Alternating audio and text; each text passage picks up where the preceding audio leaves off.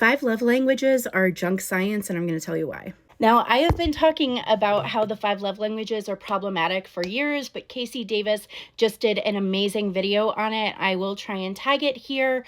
So a lot of people are talking about the 5 love languages right now, especially because another big creator, World Shaker maybe, was just on a podcast talking about the problems with it. Talking about it from an evangelical point of view, this is another one of the books that the evangelical church has idolized as second only to scripture, and it's a problem.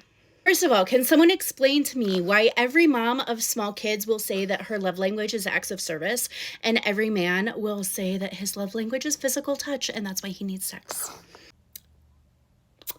It's probably because the mom of small kids does not feel supported and feels overwhelmed with the mental load. And so she feels loved when somebody does the bare minimum, like wipe the toilet seat off. So Gary Chapman wrote this book. No actual scientific research went into it.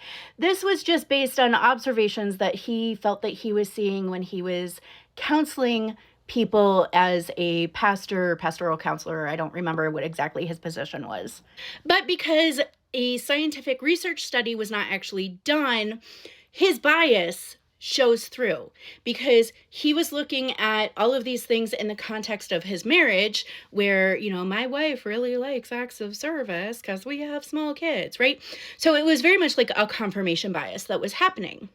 Now, the other problem is people start to weaponize the love languages against their spouse. Well, you're not having sex with me, so I'm not going to do the dishes. Or they treat it like a token system.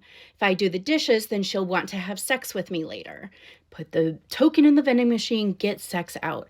Now, when I say that, people get mad and they're like, Angela, you can't fault the system for people abusing the system. Yeah, I can, because this is my page and I can do what I want. First of all.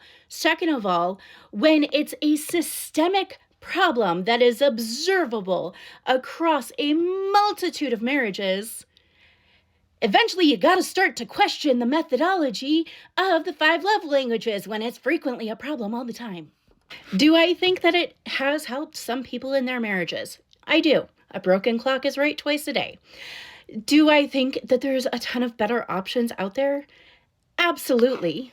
And so if this book helped you, cool, love that for you. But let's not continue to perpetuate something that we know can cause harm. Let's recommend better resources instead. Side note, don't come after this commenter. When people know better, they do better. And she may not have realized that there were a ton of issues with the book. So I am not coming after the commenter at all. This was just an opportunity to discuss the issues with this particular resource. So go read something like The Great Sex Rescue, The 7 Principles of Making Marriage Work. Go download my 31 Days of Intimacy from my website and make better choices so you can go have good sex.